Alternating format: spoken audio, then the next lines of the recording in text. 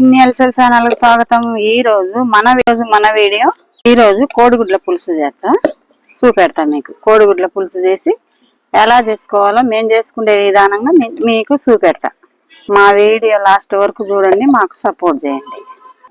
ఈ 6 గుడ్లు మాకు సరిపోతాయి. ఎక్కువ కావాలంటే ఎక్కువ వేసుకోవచ్చు, తక్కువ కావాలంటే తక్కువ వేసుకోవచ్చు. ఇక కొన్ని నీళ్లు పోసుకున్నాం. గుడ్లు మునిగేమైనా నీళ్లు పోసుకున్నాం. ఒక స్పూన్ సాల్ట్ వేసుకున్నాం. ఇప్పుడు పొయ్యి మీద పెట్టుకున్నాం.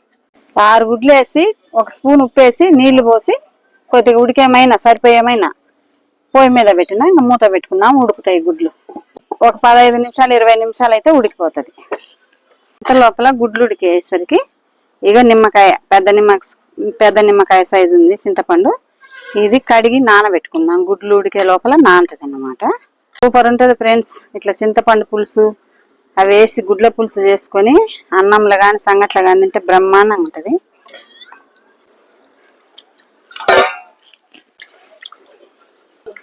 ఇక చింతపండు కడిగి నానబెట్టా. కడిగేసుకుంటే ఇలాంటివి ఇక కొన్ని నీళ్లు పోసి నానబెట్టుకున్నాం.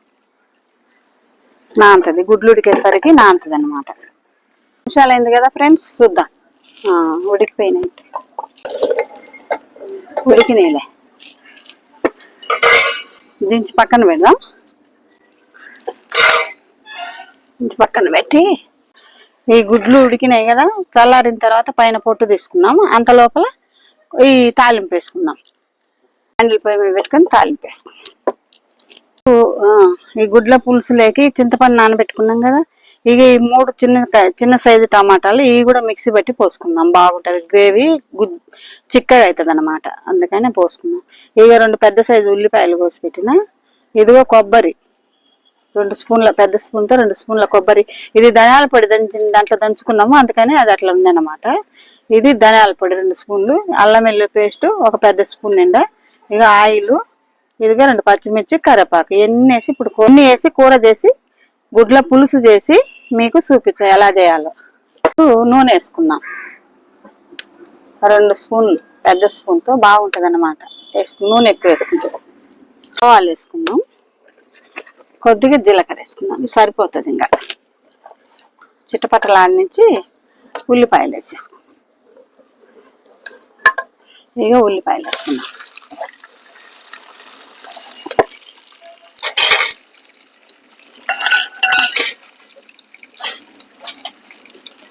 ఇక 2 పచ్చిమిర్చి వేసుకున్నాం.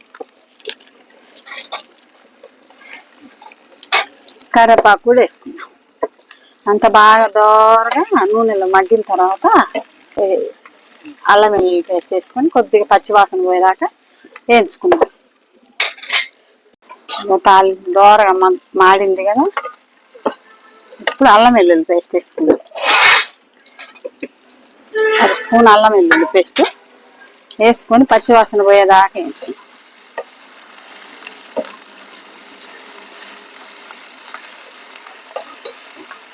బాగా ఈ చింతపండు బాగా తాలింపు మగ్గేటాలకి పిసుకున్నాం. పుల్లగా కావాలనుకున్న వాళ్ళు ఇంకా కొద్దిగా వేసుకోవచ్చు, సరిపోయేటోళ్ళు తగ్గించి వేసుకోవచ్చు. అంతే, ఏముంది దీంట్లో.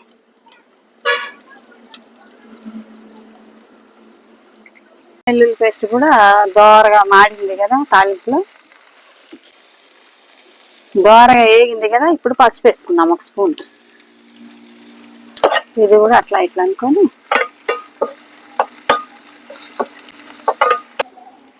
ఇక 2 స్పూన్ల కారం వేసుకుందాం. ఇంకా కొద్దిగా వేసుకుందాం. ఇక 2.5 స్పూను సరిపోతుందిలే. 2.5 స్పూను కారం సరిపోతుంది. ఇట్లా వేసుకుంటే తాలింపులో పచ్చివాసన లేకుండా ఉంటుంది కారం అన్నమాట. కారము, పసుపు అన్ని వేసుకొని పచ్చివాసన పోయేదాకా వేయించుకున్నాం కదా. అల్లం వెల్లుల్లి పేస్ట్ అందు ఇప్పుడు 3 టమాటాలు మిక్సీ పట్టుకున్నాం కదా, పోసేసుకున్నాం. పట్టుకుంటే గ్రేవీ ఎక్కువ వస్తుంది అన్నమాట, బాగుంటుంది.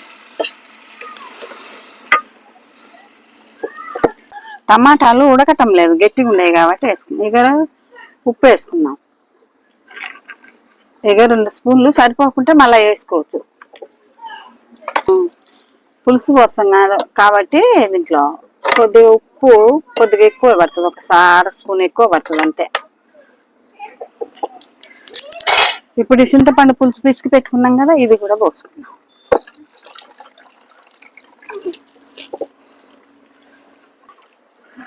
కారం అన్ని వేసుకున్నాం కదా, కొద్దిగా పులుసు ఉడకనిద్దాం. మూత పెట్టుకుందాం. మూత పెట్టుకొని గుడ్లు ఒలుసుకుందాం. పొట్టు తీసుకుందాం. ఇక ఇట్లా మెల్లగా తీసుకుంటే గుడ్డుది ఇట్లా ఈ పొట్టమ్మ రాకుండా ఉంటది, స్మూత్గా వస్తుంది అన్నమాట. గుడ్డుకు అక్కడక్కడ ఇట్లా ఘాట్లు పెట్టుకుంటే లోపలికి ఉప్పు కారం బాగా పడుతుంది అన్నమాట, బాగా పోతుంది ఉప్పు కారం, టేస్ట్ ఉంటది. ఇప్పుడు ఉడికింది కదా బాగా, ఇదిగంతా ఉడికింది కదా నీట్గా. ధనియాల పొడి 2 స్పూన్లు వేసేసుకున్నాం. కొబ్బరి కూడా 2 స్పూన్లు వేసేసుకున్నాం.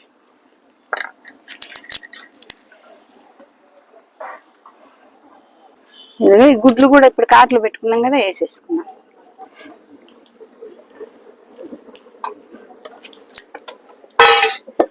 ఇప్పుడు ఈ 6 గుడ్లు వేసేసుకున్నాం.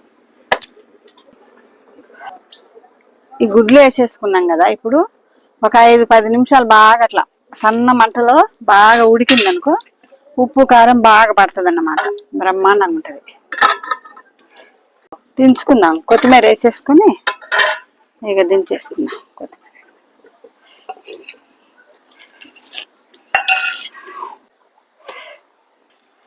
ఇప్పుడు దించుకుందాం. ఇంకా ఉడికింది. అయితే ఫ్రెండ్స్, మా కోడిగుడ్డు పులుసు మీకు నచ్చితే లైక్ చేయండి, షేర్ చేయండి, సబ్స్క్రైబ్ చేయండి.